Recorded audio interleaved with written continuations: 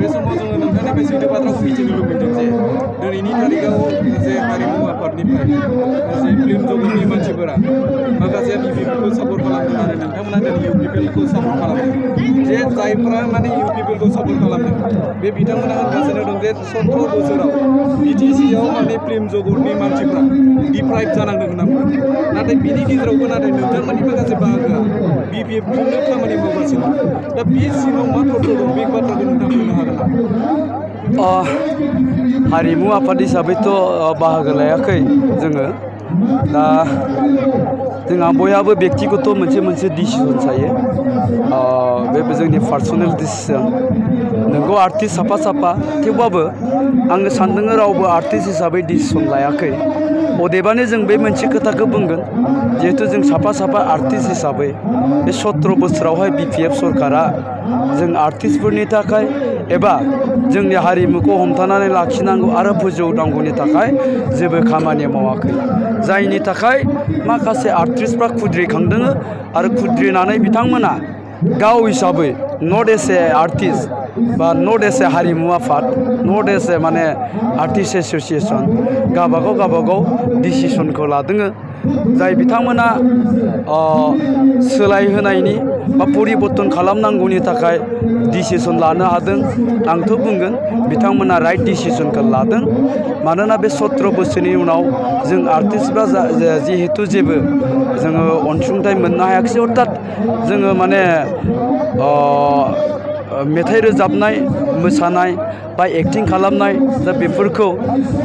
S a artist हिसाबै जिहेतु जोङो प्रफेसनेल हिसाबै लानायनि खुनु जेबो बेबस्थाखौनो बे बिटिसि सरकारा 17 बोसोराव मावाखिसै फारसेथिंजाय जोंनि हारिमुखौ फोजौनांगौनि थाखाय हमथानांगौनि थाखायबो जेबो मावाखिसै दा बिनि थाखायनो माखासे आर्टिस्टफ्रा खिन्थु नट एस ए आर्टिस्ट गावबागाव डिसिसनखौ लादों बिथांमोना सोरजों थानांगौ सोरखौ सापर्ट होनांगौ बिनि उनाव आं बुंगोन दिनैनि दिनाव जायफ्रा बिपिएफखौ सापर्ट होदों बा बिपिएफजों दङ दिनैनि दिनाव आं बिथांमोनखौ बुंगोन आं जा खोनादों जा मिथिदों बेखौ बुंगोन आरो दा बिथांमोननियाव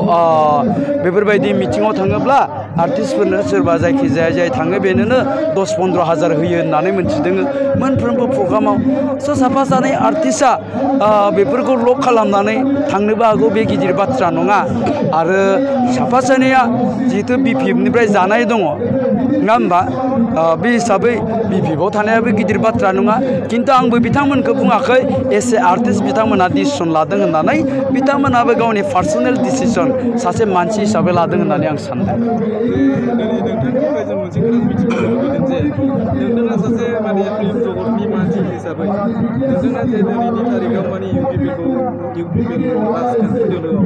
हाबनानै सासे सेक्रेटारि हिसाबै मैखोमै खामानि मावबाय दं बेनि गुबै जाहोना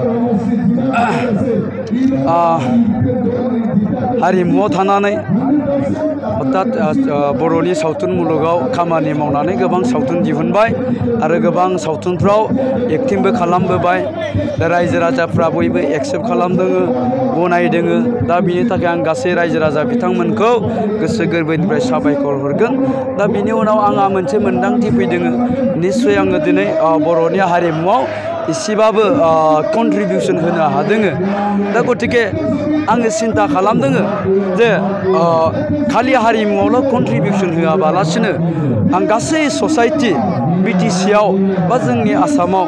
हमना ला आं बिटिसि हिसाबै दिनै दिनाव बिटिसिनि खोथा होनबाय दा बिटिसिआव थानाय गासैबो जाथि जनगोष्ठीनि थाखाय जे आंहा खामानि मावनायनि मोनसे सिन्था दङ बा बेबायदि सुबिदाखौ मोनोब्ला निस्सय आङो खामानि मावनो हागोन बे फोथायनाया आंनियाव दङ दा बेबायदिब्ला गासै ससाइटिनि थाखायनो बिटिसि ओनसोलाव थानाय गुबुन गुबुन जाथि जनगोष्ठीनि थाखायनो जुदि खामानि मावनो गोनांबा जोंनो बबेबा मोनसे संगठननि प्लेटफर्म नांगोन दा आं नुहुरदों दिनैनि दिनाव नैबे एट दा ममेन्ट जोंनाव जिहेतु बिटिसिआव मोनसे इलेक्शन फैबाय दङ बे इलेक्शनाव ओरैबायदि मोनसे दोहौ फैदों जे बिटिसिआव थानाय गुबुन गुबुन जाथि जनगोष्ठी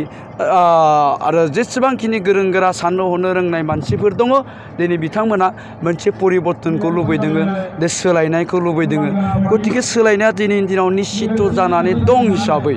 आङो सिन्था खालामबाय जे इउपिपिएल दोलोआव थानानै निश्चय रायजो राजाफोरनि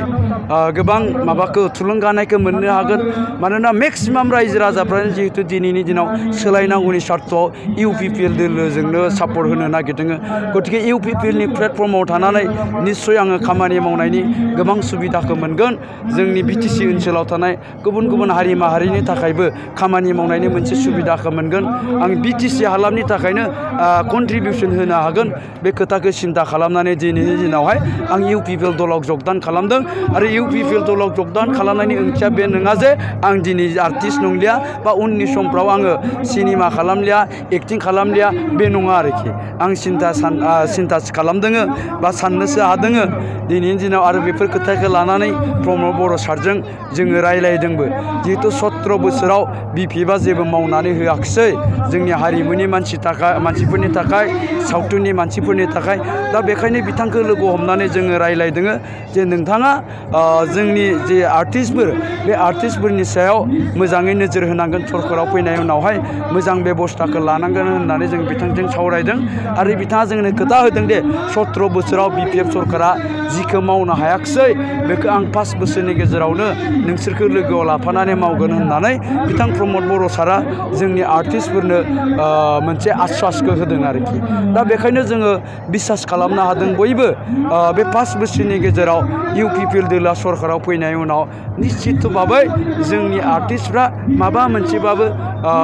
डेभेलप जानो हागोन जोङो हारिमुखौ इसेबाबो डेभेलप खालामनो हागोन बे खोथाखौनो जोङो सिन्था खालामदों आरोखि दा बे समाव नोंथांनिफ्राय जों लास्ट कुइसन मोनसे मिथिनो लुबैदों जे दिनैनि थारिखआवबो माने बिपिएफ राजनितिक हान्जानि गाहाय हाग्रामा महिलारिया बुंबाय थादों जे बिटिआरआव एख' गैया आरो एबारनि इलेक्सनाव बिपिएफआनो आरो सरकार दाफिनबावगोन होनना बुंदों नाथाय नोंथांमोना बुंगासिनो दङ एबार सोलायनांगौनि सार्थआव इउपिपिएलनो माने रायजोफोरा माने भट होनानै सरकारा इउपिपिएलनि जागोन नाथाय बे बिपिएफआ होनबाय थादों खुनु राजनितिक पार्टिया माने बिटिसिआव सरकार खालामनो हानाय जेबो केपाबिलिटि गैया आरो खालामनोबो हाया बे खोथाखौ दा बे बिथिङाव मा बुंनो सानो गासै दोलोआनो बे खोथाखौ बुंगोन हाग्रामा महिलारियाबो बुंदों बिजेपिआबो बुंदों हिराचरनियाबो बुंदों दा बयबो बुंगोन आरोखि दा खोथाया जाहैबाय प्रेक्टिकेल जानो नांगौ बयबो प्रेक्टिकेलि माने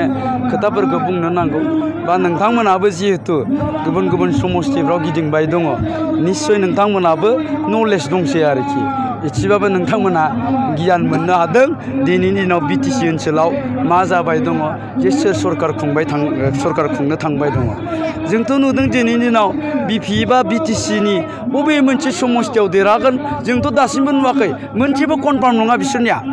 खिन्थु जों इउपिपिएल हिसाबै 27निफ्राय 30टा समस्थियाव देरहागोना दिनैनि दिनावहाय कनफार्म जानानै दङ खिन्थु बिपिएफ हिसाबै जों जेरावबो कनफार्म नुवाखै बिथांमोना बबे मोनसे समस्थियाव देरहागोन दा खोथाया जाहैबाय मा बिटिआर एकर्डआव जेबो गैया होननाय बाथ्रायाबो दा बेबायदिनो आरोखि खारन बिथांमोना दिनै जिहेतु रायजो राजाफ्रा बे बिपिएफ दोलोखौ इगनर खालामबाय 17 बोसोराव जिहेतु बिथांमोना बहुत जायगायाव 17 बार बिथांमोना प्रतिश्रुति होबोबाय बिनि उनावबो खामानि मावाखिसै दा बेखायनो बिथांमोना रायजो राजानि गेजेराव हाबनानै डेभेलपमेन्टनि खोथा बुंनायनि बिथांमोना राव गैलिया बिथांमोननि खोथाखौ मानिलिया बेखायनो बिथांमोना मोनसे एजेन्डा दिहुनदों बे जाहैबाय बिटिआर एकर्ड आरो बे बिटिआर एकर्डआव जेबो गैया होननानै बिथांमोना बुंबाय दङ खिन्थु जेलानाखि 27 जानुवारियाव बे बिटिआर एकर्डखौ खालामदोंमोन बिनि उनावनो दिल्लीनिफ्राय फैनानै हाग्रामा महिलारि चन्दन ब्रह्म धीरेन बर' बिथांमोना बुंदोंमोन जे जोङो एबार बिराद मोजां मोनसे एकर्ड मोननो हाबाय जाय एकर्डनि गेजेरजों गोलाव समनि जोंनि जेंनाफ्रा सुस्रांजासिगोन देग्लाय जोङो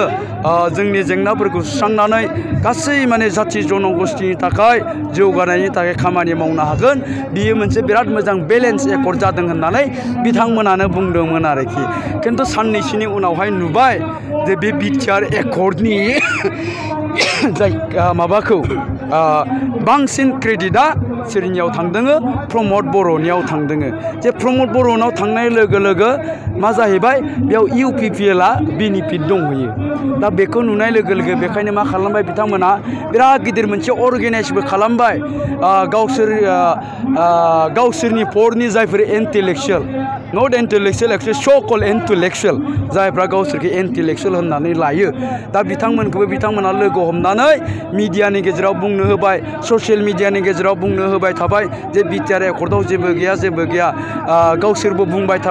थाबाय आरोखि दा जोङो बेफोरबायदिसो नुदोङो खिन्थु उनावहाय जोबथारनायाव जों नुबाय जायफ्रा गावबा गावखौनो इन्टेलेक्सुवेल होननानै लादोङो सोरबा माने साहित्य एकाडेमि एवार्डि बिथांमोनाबो बुंदोङो बिटिआर एकर्डनि रिभिउनि बाथ्रा खिन्थु प्रेक्टिकेलाव जेला जोङो नागिरनानै मोनबाय जे बिथाङा सासे दिनैनि दिनावहाय बबेबा मोनसे समस्तिनि BPFनि इलेक्सन स्टियारिं कमिटिनि सासे प्रेसिडेन्ट दा बेबायदिनो सोरबा रिटायार मास्टारनो बिथाङाबो माने बिटिआर एकर्डनि रिभिउनि खोथा बुंदों जेला नागिरनाय उनाव मोनबाय बिथाङाबो बबेबा सालबारि डिस्ट्रिक्ट BPFनि बारग' आफादगिरि दा बेबायदिनो बिथांमोना माने खायसे गावसोरनि फरनि मानसि जायफ्रा माने BPFजों A to Z moral support दंखायो सिं BPFनि खामानिखौनो मावबाय थाखायो बेबायदि माखासे मानसिफोरखौ इन्टेलेक्सुवेलनि मुं होनानै बिथांमोना एखेबारे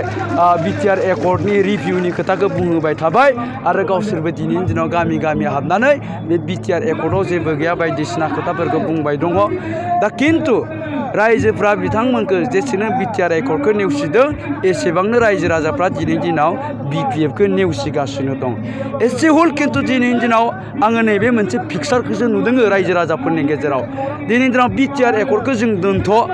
बिटिआर एकर्डखौ दोनथ'नानै BTCनि खोथाखौ नायहरदो दिनैनि दिनाव BTCआवनो मोनसे परिबर्तनखौ लुबैदों BTCआवनो दिनैनि दिनाव मोनसे सोलायनायखौ लुबैदों रायजो राजाफ्रा बिटिआर एकर्डखौ दोनथ'